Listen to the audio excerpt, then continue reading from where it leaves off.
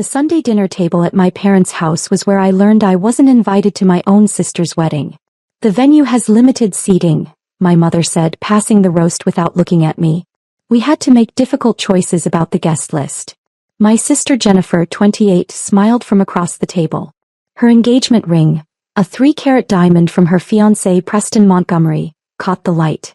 It's really exclusive. The Grand Chamberlain only accommodates 300 guests for wedding receptions. We had to be selective. I'm Sophie Bennett, 33, and I'd spent the last decade building a hospitality empire while my family assumed I was doing something with hotels. They had no idea that the something was owning 47 luxury properties across 12 countries, including the Grand Chamberlain where Jennifer's wedding would be held. 300 people is quite selective, I said mildly, cutting my chicken. Well, Preston's family has a lot of business associates, my mother explained. The Montgomerys own that investment firm downtown. Very successful. They're inviting their most important clients. And our side? I asked. My father, Robert Bennett, cleared his throat. Family, of course. Your Aunt Carol, Uncle Jim, the cousins, and some of our country club friends. Jennifer wanted people who'd appreciate the venue's sophistication. The Grand Chamberlain is supposed to be incredible, Jennifer gushed. 5-star restaurant, marble everything, those gorgeous ballrooms. Preston's father knows someone on the board who got us a booking. It's normally reserved years in advance. I took a sip of water, saying nothing. Preston's father didn't know someone on the board. He'd called my regional director 3 months ago, demanding a last-minute booking and dropping names that meant nothing. My team had accommodated him anyway. It's what we did for all guests. Sophie won't mind missing it, my brother Derek said, helping himself to more potatoes. At 30, he worked for Dad's accounting firm and lived in the right neighborhood with his wife and 2 kids. You're probably traveling for work anyway, right? I do travel frequently. Exactly, Mom said as if that settled it. You're never around. And honestly, dear, this is a very upscale event. Preston's family is, well, they're used to a certain level of sophistication. No offense, but hotel management isn't quite the same as investment banking. I understand. You do. Jennifer looked relieved. I was worried you'd be upset. But you get it, we need people who'll fit in. Preston's college friends are all successful. His cousins work in finance. His mother sits on 3 charity boards. It sounds like you've curated quite the guest list, I said. We have. She pulled out her phone, scrolling through photos. Look at the venue. Isn't it stunning? The ceremony will be in the Rose Garden, reception in the Grand Ballroom. We're having a 12-piece orchestra, imported flowers, a 7-course dinner. Preston's father insisted on the best of everything. I looked at the photos of my own property, the gardens my landscape team maintained, the ballroom I'd personally overseen during the renovation 3 years ago. It's beautiful, I said honestly. The hotel is giving us the presidential suite for the wedding night, Jennifer continued. Apparently it's 30,000 square feet with its own terrace and private pool. Can you imagine? I could imagine. I designed that suite. Very generous of them, I said. Preston's father negotiated it into the package. He's very good at getting what he wants. She put her phone away. Anyway, I hope you're not offended about the guest list. It's nothing personal. We just have limited space. 300 people sounds like plenty of space. For the right people, my mother said pointedly. This is Jennifer's special day. We want to surround her with success. What they meant was they wanted to surround her with the appearance of success. The Montgomerys had money. Preston's father ran a mid-sized investment firm with about $200 million in assets. Respectable but not remarkable. My hospitality company, Bennett Global Properties, was valued at $8 billion. We'd gone private 5 years ago after I'd bought out my initial investors. I owned every property outright, plus the management company, the reservation system, and a travel booking platform used by millions. My family thought I was a hotel manager. Maybe an assistant manager. They had no idea I was the owner. When's the wedding? I asked. June 15th. 2 weeks from Saturday. Jennifer beamed. I know it's short notice, but honestly, with your schedule, you probably couldn't come anyway. I'll check my calendar. Derek laughed. Sophie, she just said you're not invited. Don't make this awkward. I'm not making anything awkward. I'm just curious about my sister's wedding date. Well, now you know, Mom said briskly. Let's talk about something else. Derek, how's the new house? The dinner conversation moved on. I finished my meal in silence, reviewing emails on my phone under the table. My head of operations had sent the final arrangements for the Montgomery Bennett wedding. Premium package, presidential suite included, total cost, $280,000. The Grand Chamberlain was my flagship property. I'd purchased the historic hotel 8 years ago when it was on the verge of bankruptcy, invested $40 million in renovations, and transformed it into one of the most sought-after venues in the country. Every detail, from the Italian marble in the bathrooms to the crystal chandeliers in the ballrooms, had been personally approved by me. And in 2 weeks, my sister would get married there without knowing I owned it. I drove back to my downtown penthouse, another property my family had never visited, and called my head of operations. Marcus, it's Sophie. The Montgomery wedding at the Grand Chamberlain. I need the full details. Everything's set. June 15th, 300 guests, grand ballroom, presidential suite, premium service package. The family's been demanding. How demanding? Mrs. Montgomery called 4 times today about the flower arrangements. Mr. Montgomery tried to negotiate additional services without additional cost. The bride sent her coordinator to inspect the ballroom 3 times this week. I smiled. Give them everything they ask for. Spare no expense. Even if they're being difficult? Especially because they're being difficult. I want this to be the most flawless event we've ever hosted. Understood. Also, I should mention they're asking about the ownership. Mr. Montgomery wants to thank the hotel owner personally for accommodating his booking. Should I provide contact information? Not yet. Let's keep it a surprise. The next 2 weeks passed in a flurry of business.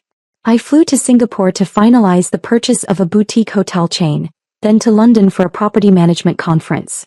My assistant fielded 3 calls from Jennifer's wedding coordinator with increasingly absurd requests. White peacocks for the garden, a specific vintage of champagne that cost $800 per bottle, custom lighting in the ballroom. I approved everything.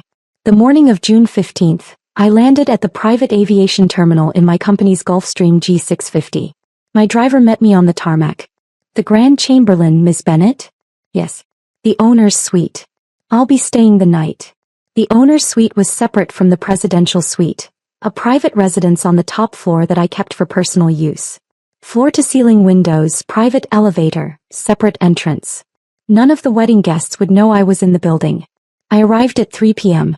The wedding ceremony was scheduled for 5, reception at 7. I watched from my suite as vendors made final preparations in the rose garden below. Jennifer arrived at 4, a flurry of white silk and nervous energy. My mother fussed over her hair. Preston and his groomsmen gathered near the fountain, laughing and taking photos. My family, celebrating without me. At 4:30, my head of operations called. Miss Bennett, we have a situation. What kind of situation? Mr. Montgomery is disputing the final bill. He's claiming we agreed to include the peacocks and premium champagne at no additional cost. He's refusing to pay the revised total of $312,000. And what did our contract specify? Base package of $280,000. All additions would be billed separately. He signed it. Where is he now? In the main lobby with his wife. He's demanding to speak to the owner. He's threatening to cancel the event if we don't reduce the bill. I checked my watch. 45 minutes until the ceremony. I'll be right down. I changed into a tailored navy suit, something that said, authority without being ostentatious, and took my private elevator to the lobby. Mr. Montgomery stood at the concierge desk, red-faced and gesturing wildly. His wife looked mortified. My head of operations stood calm and professional beside them. I'm sorry, Mr. Montgomery, but the owner isn't typically on site. Then get them on the phone. I'm not paying for services we didn't agree to. Is there a problem? I asked, approaching smoothly. Mr. Montgomery turned to me, his expression dismissive. Who are you? Sophie Bennett. I own the hotel. His face went blank. His wife's eyes widened in recognition. You're the owner? Yes. Marcus tells me there's a dispute about the final bill. Yes. These additional charges, we didn't agree to them. I pulled out my phone, scrolling to the contract my legal team had sent me. According to the contract you signed on May 1st, the base package was $280,000. Quote, any additional services including but not limited to premium alcohol, exotic animals, custom lighting, or specialty floral arrangements will be billed separately at standard rates. You signed on page 6. I showed him the digital signature. His signature. I don't remember. You also called my team 4 times to add services. The peacocks alone were $12,000. The 1996 Krug champagne was $800 per bottle. You requested 40 bottles. Custom ballroom lighting was $15,000. Should I continue? His wife touched his arm. George, we did ask for all those things. The bill is $312,000, I said calmly. Payment is due before the ceremony begins. That's in 35 minutes. This is extortion. You're taking advantage of us because we can't cancel now. You can absolutely cancel, I said pleasantly. In which case you'll forfeit your deposit of $50,000 per the cancellation clause you also signed. Your 300 guests will go home. Your daughter's wedding will be ruined. Or you can pay the agreed-upon price for the services you demanded and have the event of the season. Mrs. Montgomery had gone pale. George, just pay it. The guests are arriving. I want to speak to the manager. I am the manager. I'm also the owner. I'm also the person who accommodated your last-minute booking, your demands, and your family's behavior over the past 2 weeks. I checked my watch. 33 minutes until the ceremony. Your choice. He pulled out his phone with shaking hands and called his bank. While he arranged payment, I noticed my mother entering through the main entrance with Jennifer. They were heading toward the garden for final preparations. My mother glanced toward the lobby, then froze. She recognized me. I saw the recognition flicker across her face. Confusion, then shock, then something like panic. She grabbed Jennifer's arm, whispering urgently. Jennifer turned, her wedding dress rustling, and stared at me across the marble lobby. Sophie. Her voice carried. What are you doing here? I excused myself from the Montgomerys and walked toward my family. Hello, Jennifer. You look beautiful. But, why are you here? You can't. I own the hotel, I said simply. My mother's face had drained of all color. You what? The Grand Chamberlain. I own it. I've owned it for 8 years. Jennifer looked like I'd spoken in a foreign language. You own this hotel? This hotel. This one and 46 others. Bennett Global Properties. I'm the CEO and sole owner. Preston appeared, looking confused. Jennifer, who is this? My sister, Jennifer whispered. My sister owns this hotel. Your sister the manager? Owner, I corrected. And technically employer. We've hosted your wedding here all day. Your father just paid the final bill. I turned to Mom, who looked pale. You said the venue had limited seating, 300 guests. That's only 47% full. The ballroom fits 640 people. Sophie, we didn't know. You didn't know because you never asked. You assumed I worked in hotels, not that I owned them. Jennifer's hands shook. You own 47 hotels? 47 properties, I said. Worth about $8 billion total. Preston made a strangled sound. His father's firm managed $200 million. I owned $8 billion. The presidential suite you're staying in? I added. I designed it. The rose garden? I replanted it. The marble floors? I chose them in Italy. Mom grabbed my arm. Sophie, please, we made a mistake. If we'd known. You'd have invited me? I asked. Given me one of those 300 chairs? You wanted people who looked successful around Jennifer. You let us exclude you, Jennifer cried. You knew this was your hotel and said nothing? You said I didn't fit in. I wanted to see if you'd notice the irony. I checked my watch. You have 28 minutes until the ceremony. Fix your makeup. I turned to leave. Wait. Jennifer called. You're not canceling the wedding, are you? No, I said. Your wedding will be perfect. My staff will make sure of it. Then will you come to the ceremony? You said there was no space, I said softly. And I have work to do. I walked toward my private elevator, leaving them in the lobby of my hotel. The wedding was beautiful. I watched from my suite on the security cameras. Jennifer cried during her vows.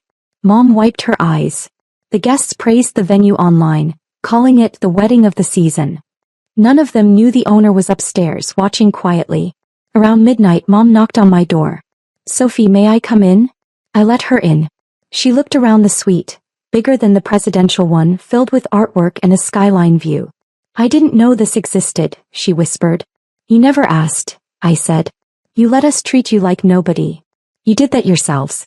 I just waited to see how long it would take you to realize the truth. She sat down looking small. How long have you owned this hotel? 8 years. I bought it after selling my first 3 properties. It made my company Bennett Global, a leader in luxury hotels. 8 years, and we never knew. I tried to tell you once. You changed the subject to Derek's promotion. We should have listened. Yes, I said. You should have. Preston's father Googled you, she said. He found the Forbes article. You're worth $3 billion. 3.7, I said. He started crying. We told you that you weren't sophisticated enough for Jennifer's wedding. We made you use the service entrance. I used my private elevator, I said. You have a helipad? On the roof. 4 owners and VIPs. She sighed. We cared about appearances. We shouldn't have. I know, I said quietly. You valued status over family. Sophie, you're cutting us off? I'm choosing peace. I'll be traveling, new hotel in Dubai, then South America. I'm investing in people who value me. She wiped her tears. When I saw you tonight, I realized I never knew who you became. And I was ashamed. You could have known, I said. I invited you to openings and celebrations. You ignored them. She nodded slowly. The suite Jennifer's in, it's beautiful. Thank you. Can I see the rest of the hotel tomorrow? I'll have my manager show you. I'll be in Singapore. She hesitated. Sophie, I'm sorry. I know, I said. Good night, Mom. A week later the story went viral. Bride excludes hotel owner's sister from wedding, at her own property.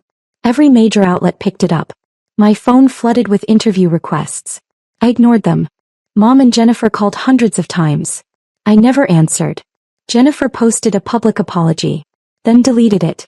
6 months later I opened my Dubai hotel. Mom tried to attend. Security turned her away. A year later, Derek's firm was hired to audit one of my properties. He emailed me.